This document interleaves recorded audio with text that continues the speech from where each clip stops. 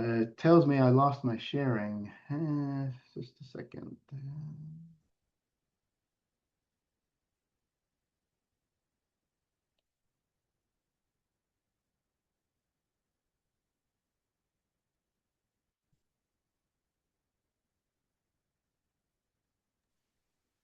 You should already get it back. Are you ready to get it back, Kevin? I was just about to ask, can you see my screen or not? Just a second. I think it's telling me it's not sharing. So I assume you can't see my screen.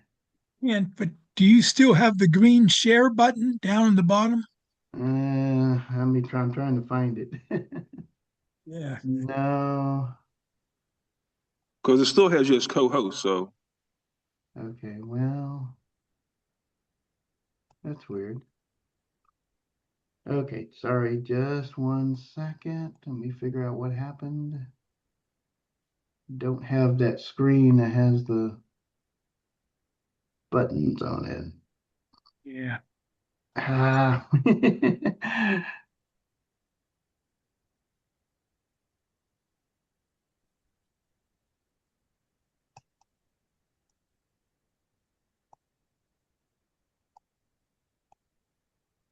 Is Tom on? That's a good question. Yeah, I'm here, Sean. Can you make Kevin the on my screen it says the co-host. Yeah, I'm showing that you ought to be able to share, Kevin. Right. Me too. Okay.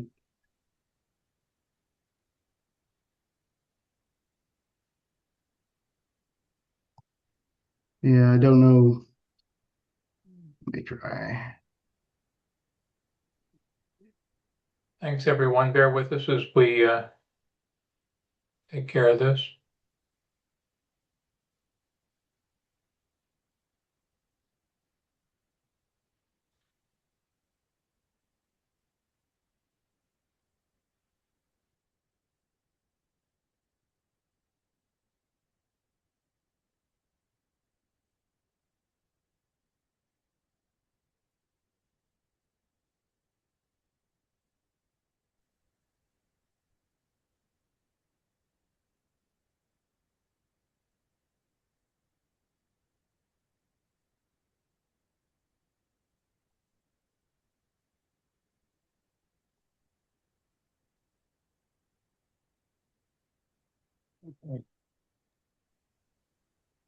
Given we can see now that you have started screen sharing, so I think we're going to be okay.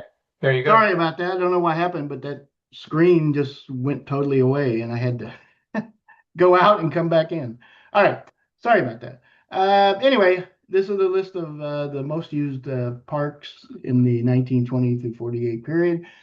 And like I said, I'll let you kind of look at this. I won't read through all this, but Shoreling Park, if you notice the home run factor, 21, really extreme. And actually the singles, doubles, triples are not that great either. So that was an extremely pitcher-friendly park in the Negro Leagues.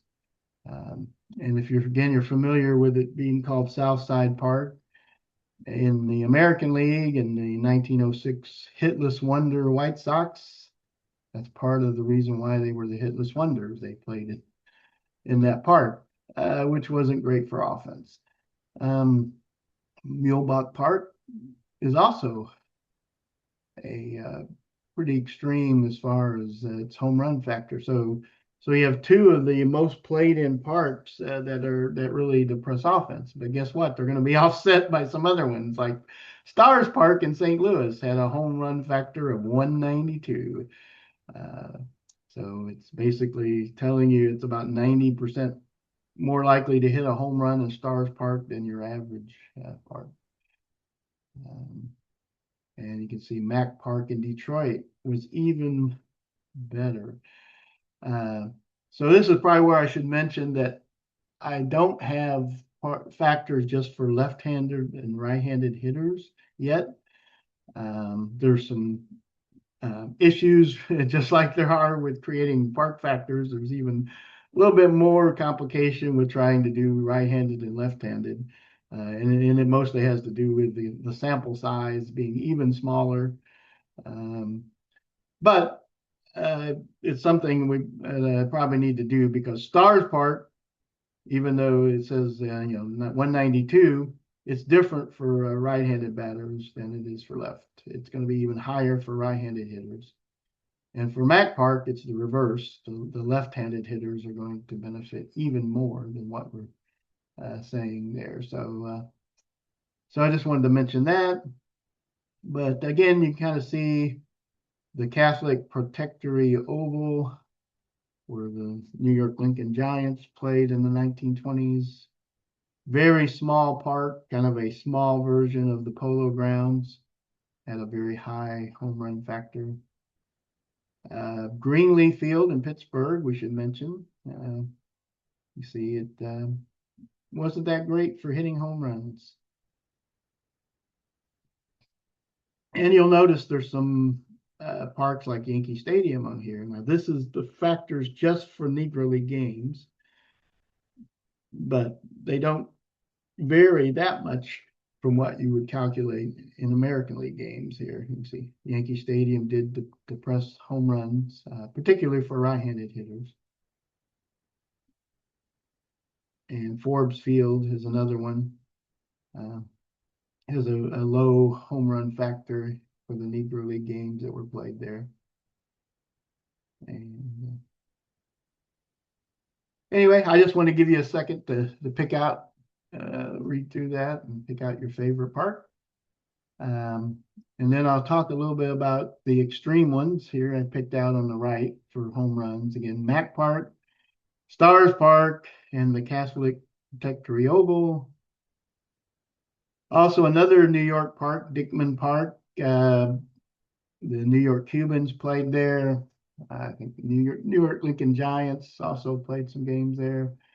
It was a fairly, I've got games here. You can see how many games we're talking about. Now, these parks here, there really weren't that many games. I could have kind of eliminated them as not having quite enough games, but anyway, Pensy Field, and then you have Third and Erie in Camden, New Jersey, where the Hilldale Club played a lot of games over there. League Park in Norfolk, Virginia. A lot of the Eastern Colored League teams would play some games there. And you see the Polo Grounds makes the list. And on the opposite side, the parks that were very hard to hit home runs in, of course, Shoreling and Muhlenbach topped the list, and Griffith Stadium. We also have Washington Park in Indianapolis, another Indianapolis park, Victory Field, Forbes Field in Pittsburgh, Inlet Park, Atlantic City, the West Baden Ballpark, and I'll talk about it in another slide here. It's kind of unique. Pelican Stadium in New Orleans hosted a lot of Negro League games, and has did Dexter Park in New York. Good question, Kevin. Gary Gillette wondered about Martin Field, where Martin Field stands. Did it not make my list here? Here it is, Lewis Park, Martin Field. It's the fourth park down here. Thank you. Yep. Okay, I'm going to go ahead and briefly talk about singles, doubles, and triples, because there were some extreme parks for those components. Also, one that kind of surprised me was Travelers Field in Little Rock. Was the best park for hitting singles. I have no explanation why, but other than you can see the doubles, triples, home runs were kind of low, so a lot of singles. College Hill Park in Montgomery, Alabama. Again, not that many games really.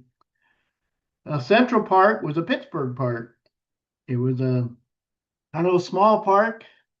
The Pittsburgh Keystones actually played there. Um, and I don't really know why it was good for hitting singles because it was not a very big park. I would have actually expected home runs to be a little higher maybe. But you can see doubles were pretty high on that park. It's going to make our doubles list.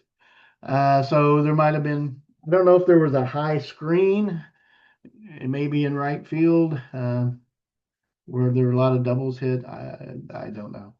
That's something to investigate. Anyway, Rickwood Field made the list of good singles hitting parks, and Association Park in Kansas City. On the other flip side, again, parks that were not good for hitting singles. And this West Baden ballpark is one that really needs some investigation because generally singles factors would be between 90 and 110. You've got very you don't have the wide range of distribution on singles, but this park had a singles factor of 70.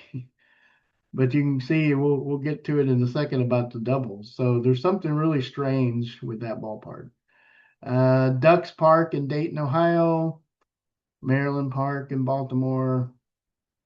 So these were the parks that had lower singles factors. Of course, Shoreling shows up on a list of pitcher-friendly parks for various components, including singles.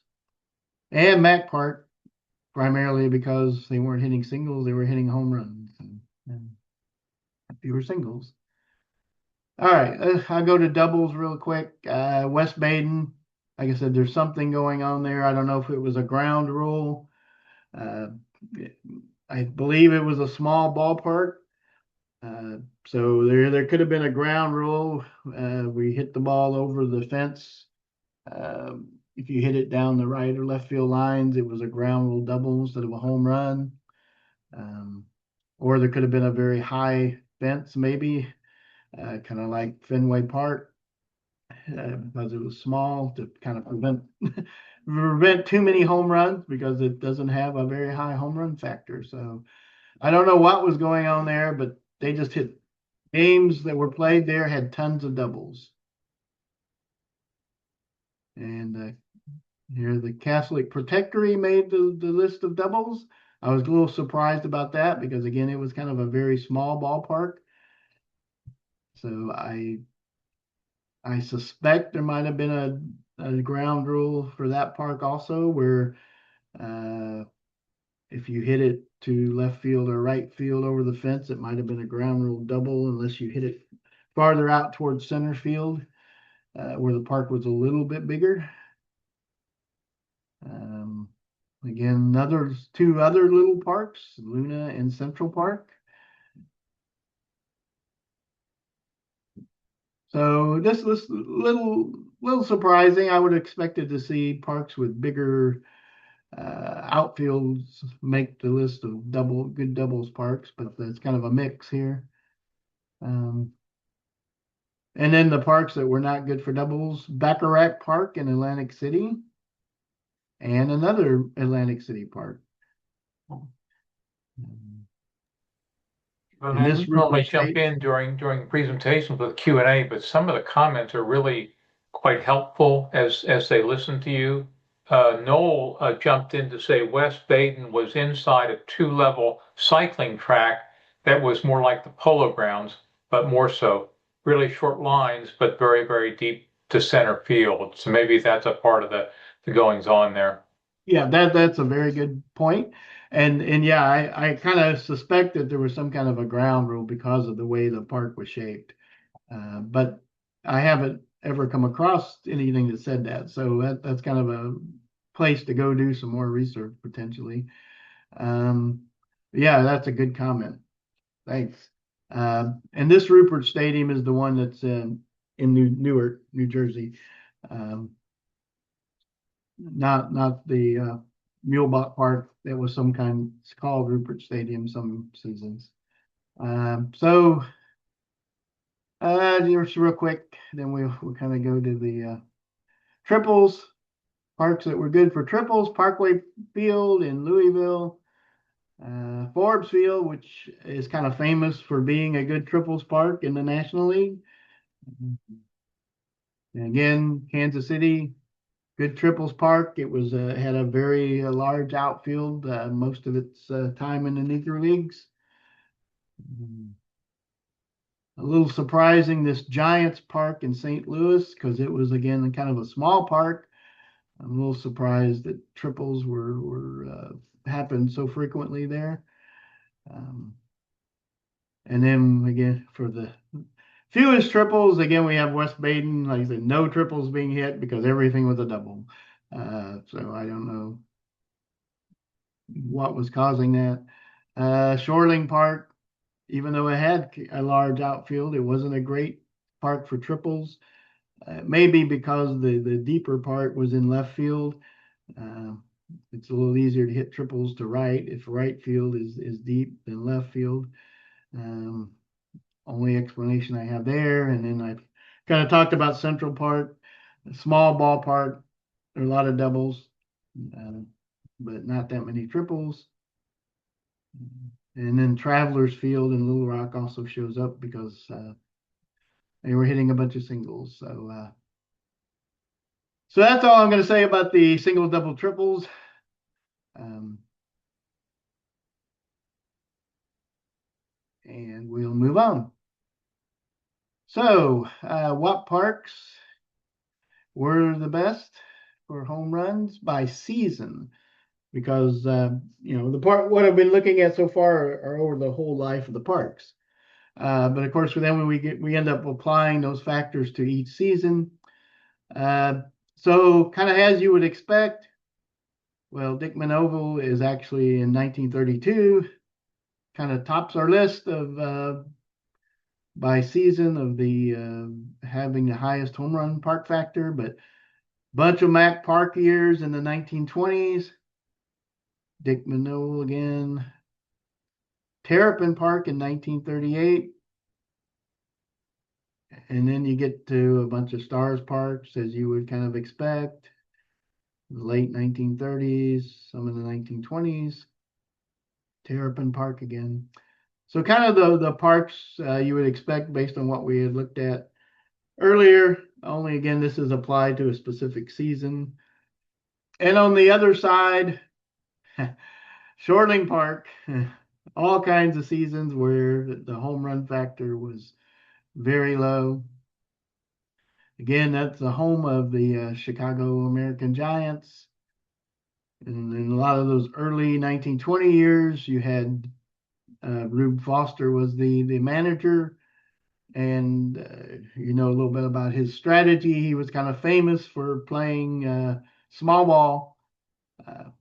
So there's probably some question about kind of a chicken or the egg thing where the park was favored pitchers, so the team strategy was to play for one run, which again made the scoring lower. So Shoreling Park, all kinds of seasons had low home run park factors, and then Muehlebach Field in Kansas City.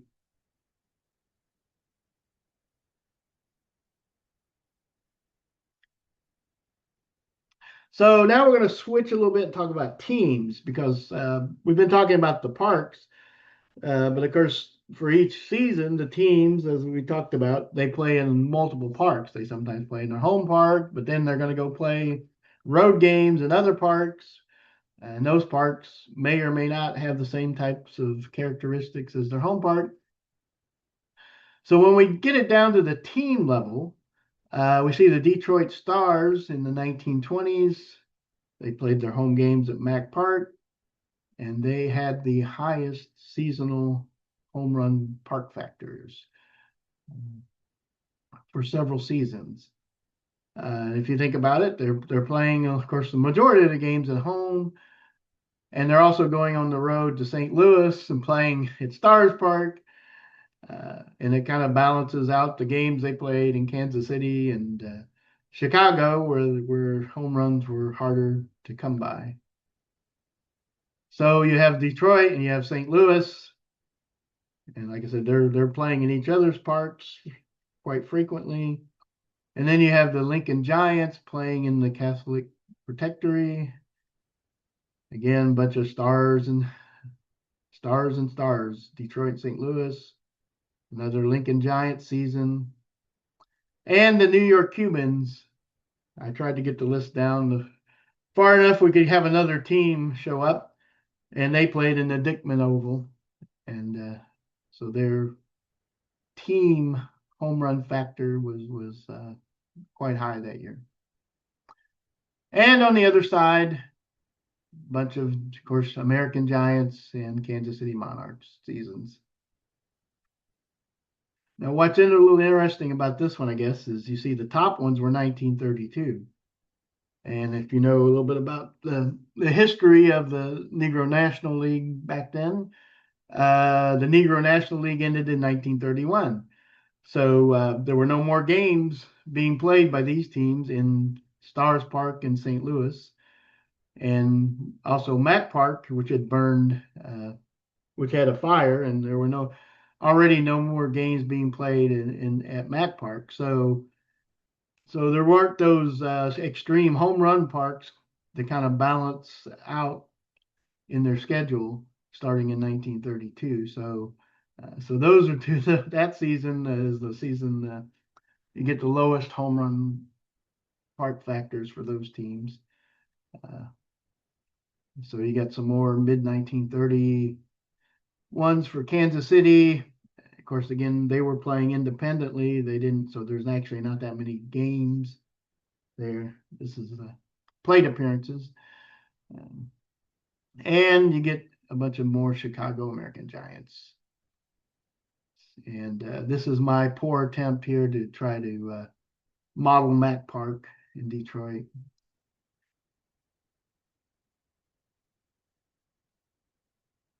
All right. How about some famous teams and how their park factors played out? So we'll start with the 1946 Newark Eagles. Their primary park was Rupert Stadium in Newark, New Jersey.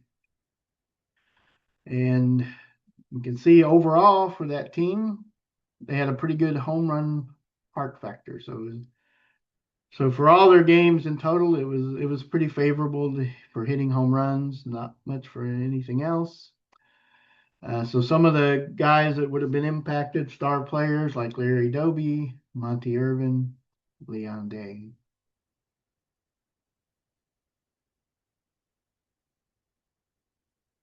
Another famous team, the 1925 Hilldale Club. They primarily played at Hilldale Park.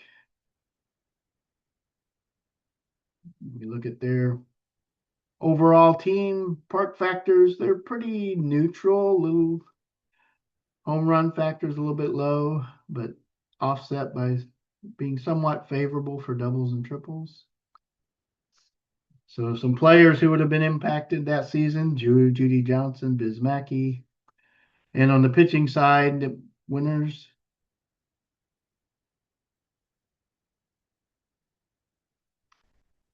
the 1924 Kansas City Monarchs. We've talked quite a bit about Muehlebach Field. So probably no surprise that, again, even with the games in St. Louis and Detroit factored in, they still had a pretty unfavorable home run park factor for their entire season. A little bit unfavorable for doubles, but favorable for triples. Players who would have had their statistics impacted: Dobie Moore, Newt Joseph, and of course Bullet Rogan, both pitching and hitting.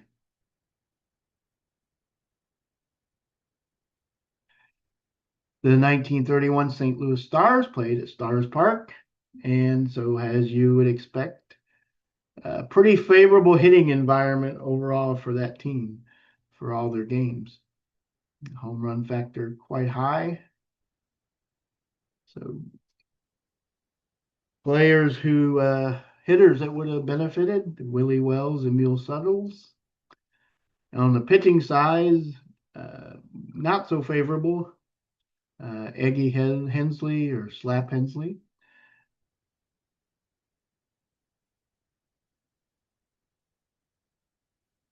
The 1942 Monarchs, Muehlebach was actually called Rupert Stadium that season. And one thing I did kind of compare here is kind of compare against the 1924 Monarchs team. You can see the overall factor was a little different, a little bit more favorable. And the kind of the point here is that in the 1940s, the Negro League teams were kind of playing in more and more facilities that we would call kind of major league facilities. There were the Luna Parks and the Central Parks were kind of gone at that point. Almost all their games were in either, venues that were used in the major leagues or what we would call AAA, kind of minor league parks, big minor league parks. So Rupert Stadium, of course, was used by the Kansas City Blues. But what we're seeing, I think, is even on the road, the parks are now different. So you get some different home run factors.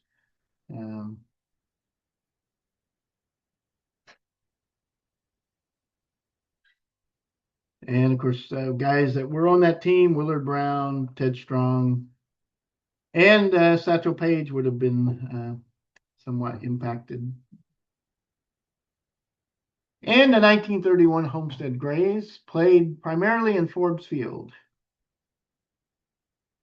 And you see overall, it might have slightly favored pitchers, not too extreme overall.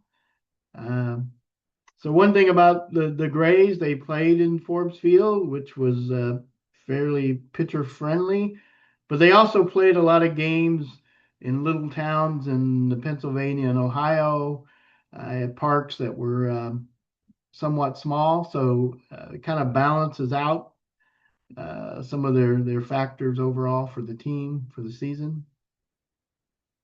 Of course, star players, well, you could probably put the whole team here. A lot of stars on that team: Judd Wilson, Josh Gibson, Oscar Charleston, and on the pitching side, Joe Williams and Willie Foster. And the 1935 Pittsburgh Crawfords, their primary park was Greenleaf Field. And again, not too extreme overall for all their games. Depressed home runs a little bit. Their star players would have been Josh Gibson, Cole Papa Bell, and Leroy Matlock on the pitching side.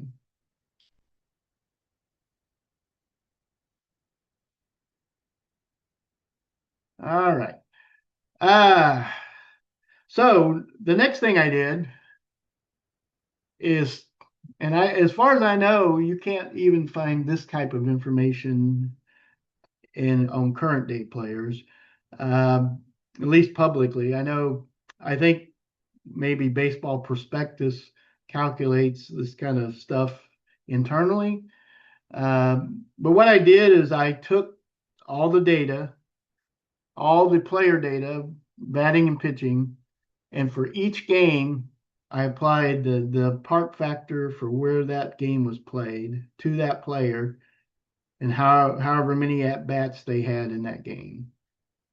And then I summed all those up for all players to kind of get a customized park factor for that particular player for his career.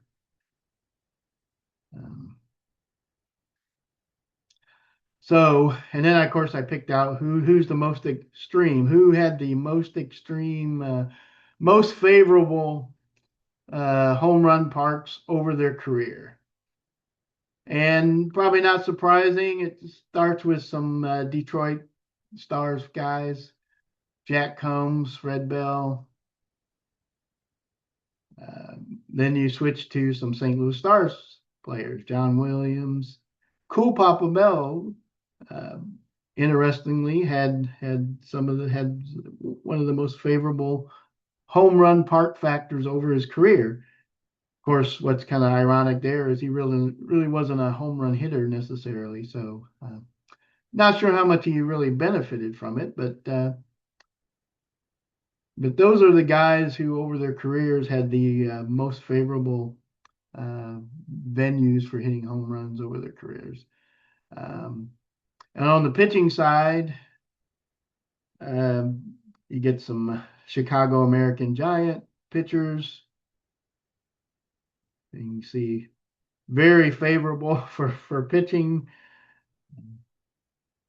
So not surprising that those are the guys that show up as having the most favorable pitching venues over their entire careers.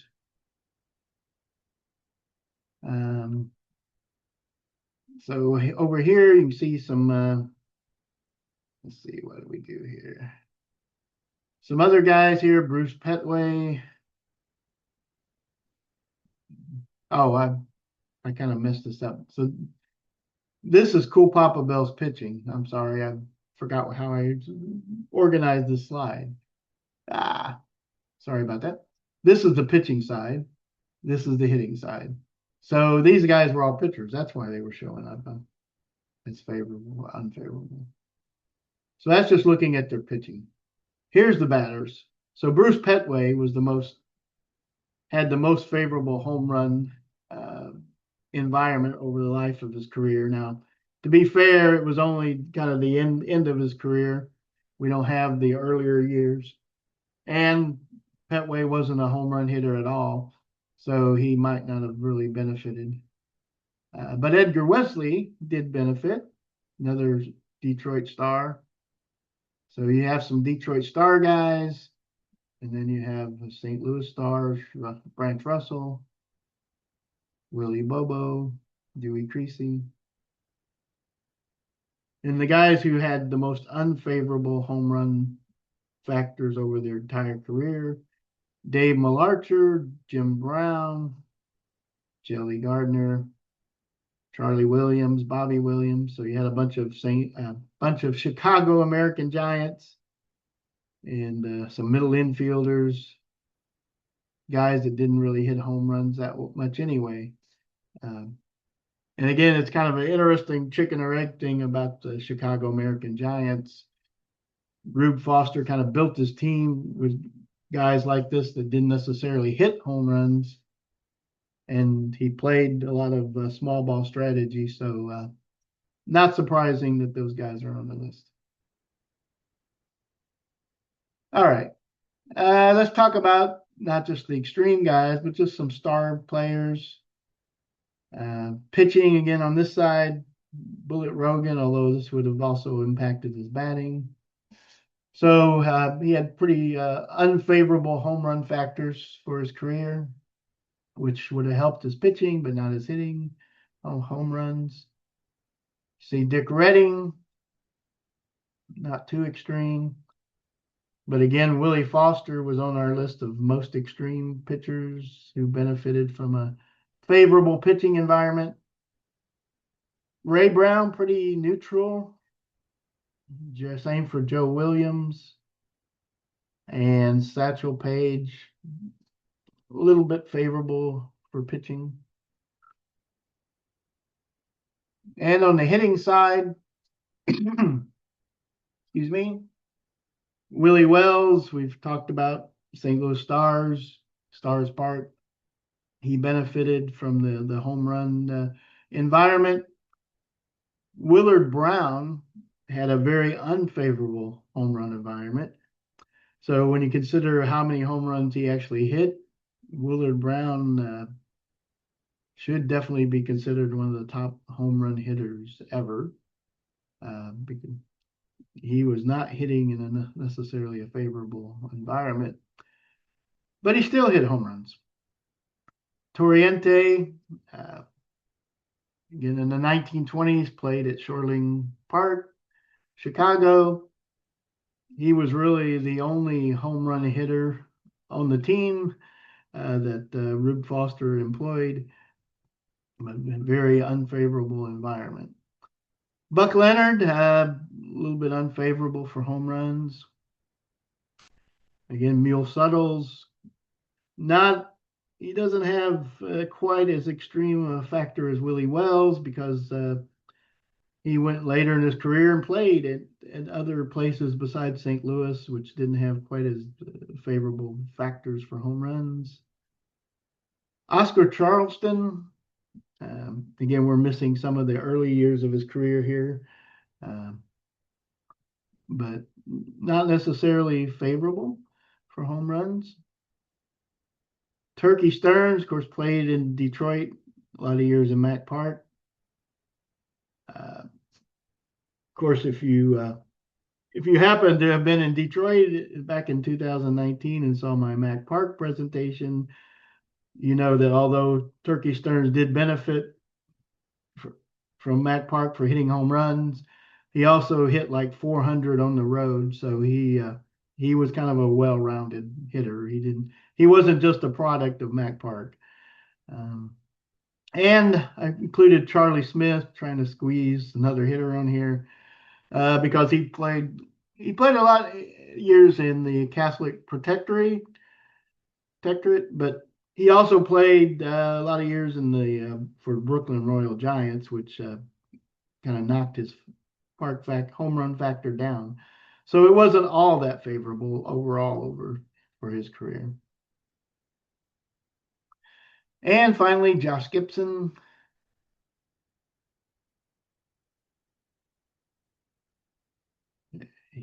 You can see a little bit favorable for triples, somewhat unfavorable for home runs. And the reason, he played a lot of games in Forbes Field, a lot of games in Griffith Stadium, a lot of games in Greenleaf Field. He did kind of offset that because the Grays played a lot of games at little parks throughout Pennsylvania and Ohio that were favorable for hitting home runs. But he, of course, hit home runs everywhere. But I actually expected his factor to be a little bit lower. So it wasn't too unfavorable, but still pretty amazing that he kind of lapsed the field in the Negro Leagues on home runs, even with his unfavorable environment over the life of his career. And with that, I'm going to stop and take questions. Thank you, Kevin. Really pretty awesome presentation. Lots of questions and comments in the chat, and if it's okay with you, I'm going to go through them one at a time, and I'll just say to our audience, if I've missed something as we scroll through these, do reiterate your question or comment. One comment had to deal with Hinchcliffe. You haven't talked about Hinchcliffe, Patterson, New Jersey's field. Did you have data for that one? Yes, let me go back here. Did I stop sharing? I think I might have stopped sharing.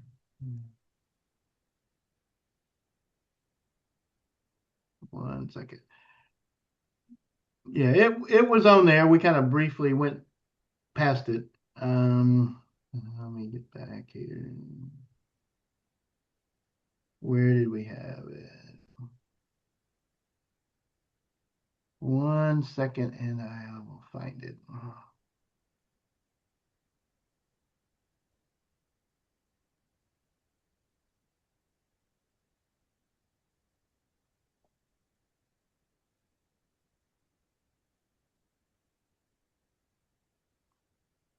Okay, yeah.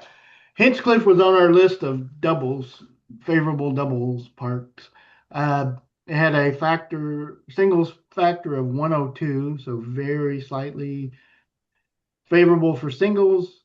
Doubles was 126, so it was a very good doubles park. Triples 81, which that's a pattern you sometimes see, that a park's good for doubles, the triples factor will be low, or vice versa. Not always, but sometimes. And the home run factor was 104 for Hinchcliffe. Thank you, Kevin. And just to follow up on Lewis versus Martin Field, sounds like Jerry Lewis and Dean Martin there, but just a clarification, Lewis Park in Seamheads is shown from 23 to 32. and then Martin from 37 to 48. Were they the same parks or different Yeah. parks? They are the same park. Thank you. The name changed, but it's actually the same park. Thank you. Matthew MacArthur question, were any stadium playing surfaces known for being fast or slow? Were clubs known to water down the dirt or help deaden bunts and ground balls? Does that factor into some of what you've been finding? My guess is yes. You don't see a lot of talk about that. At least I haven't in the contemporary newspapers. But that's what I kind of wondered about, like Travelers Field. Why the singles factor was so high? Was the infield so rock hard that balls shot through the infield or not? Kind of the same thing with like Central Park in Pittsburgh. It did kind of make me wonder, but I haven't really seen, where newspapers or anything made some comments about that. Um, the thing I think about, because I sometimes take this data and look at the defensive side of the Negro Leagues, is that you find even when they were playing in major league ballparks, it's kind of indicated that, if you're playing at Griffith Stadium, that doesn't mean that the field is manicured the way it is for the Senators, right? When the Grays play there, Cal Griffith didn't go and have his grounds crew make the field pristine, right? They were playing on the probably higher grass or lower grass or bare grass or whatever. I don't think that they spent the extra money to manicure the field until the Senators were returning from the road or whatever, right? So there does seem to be some of that going on where if you're playing in Forbes Field or whatever, it doesn't mean that Pittsburgh made sure the field was all playable for you. They take your rent money from the Negro Leagues owners and say, okay, you can use the field. Whether it was cut or manicured is another story. Thank you for that. Great question, Matt. Bob Poet raises a very intriguing question. Was there much variance between mound heights? That I do not know. I don't remember ever seeing it, but we know even in the American and National League that teams had different until maybe 1969 was when they standardized. I don't remember if it was standardized in 1950 or 69, but I think it was 69. Before that, some mounds were higher than others, I think. So it's very likely that the mounds were somewhat different. Yes. Thank you. Alan Cohen wanted to know about 1932 and Dickman. Is that over 200 homers in the season? He was asking about. You may not have your chart there handy to refer back to that. Well, I do still have my presentation here. So Dickman, let me see what year that was. He's talking about. No, yeah, it was at the top of the list, 1932.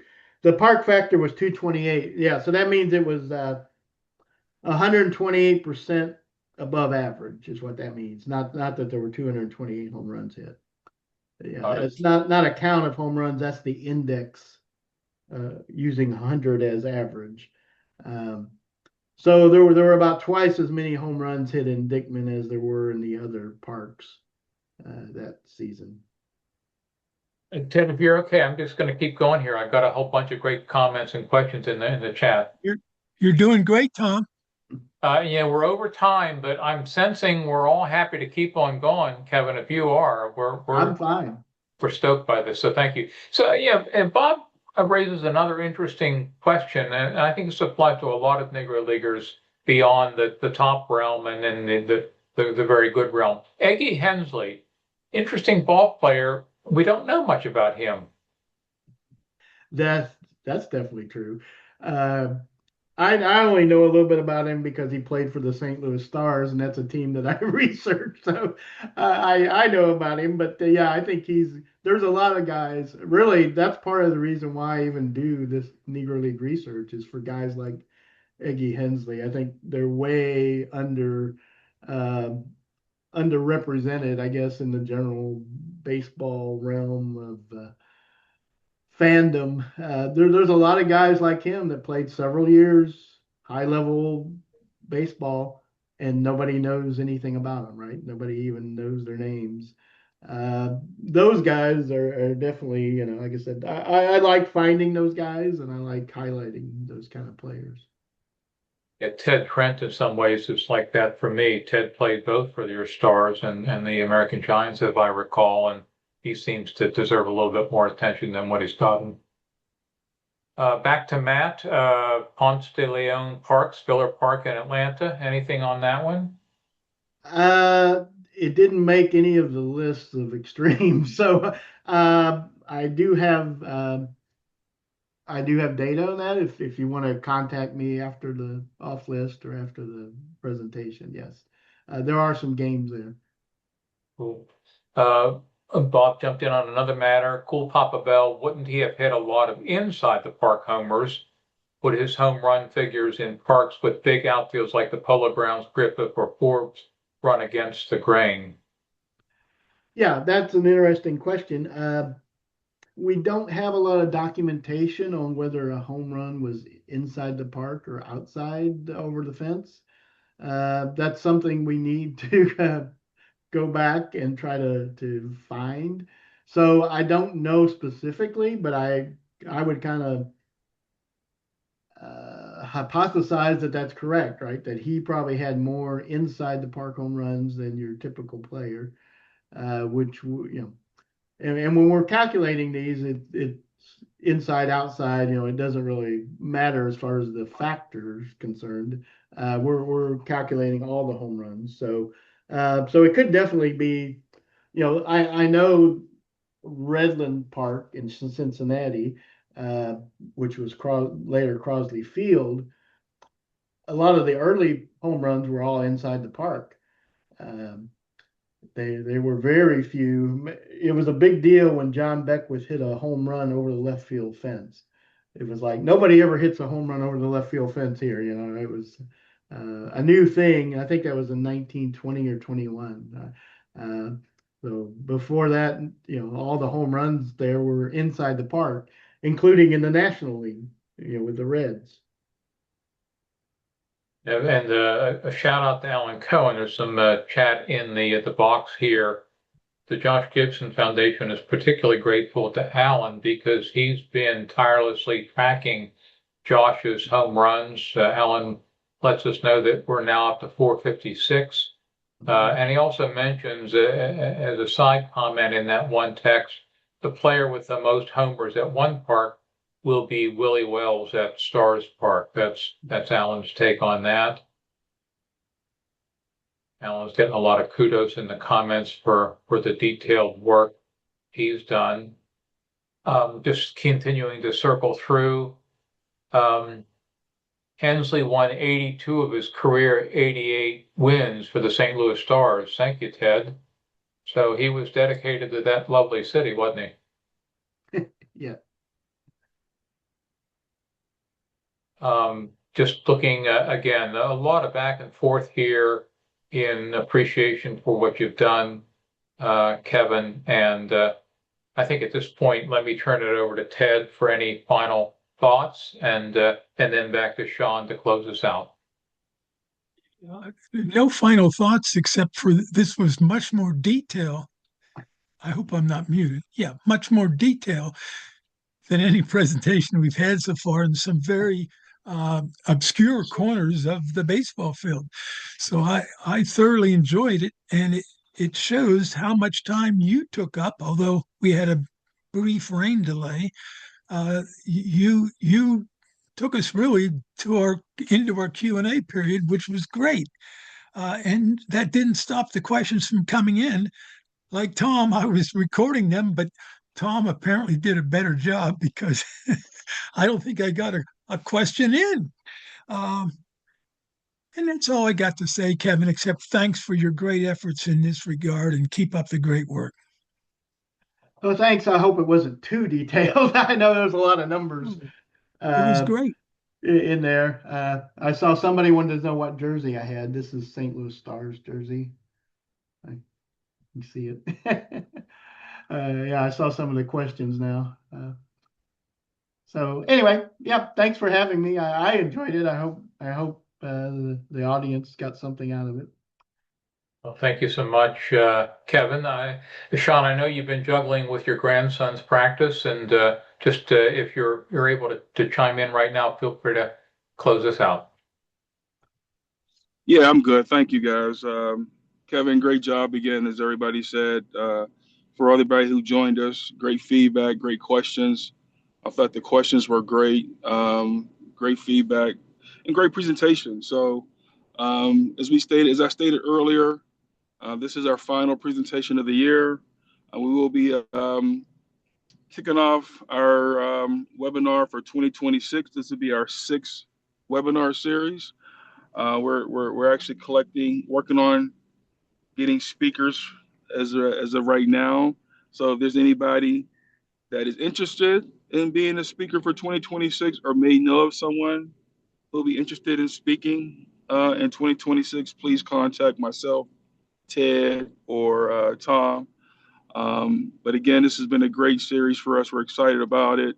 Looking to do more promoting for next year in 2026. So again, I want to thank Kevin for his great presentation. And as we close up, I want to wish everybody happy holidays as we come into the holiday season, and make sure everybody stays safe and warm. So other than that, I would say enjoy some college football and enjoy the rest of your day. Thank you.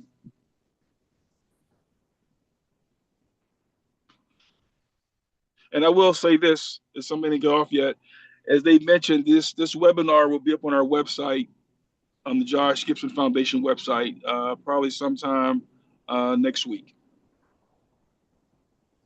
Thank you. Thank you.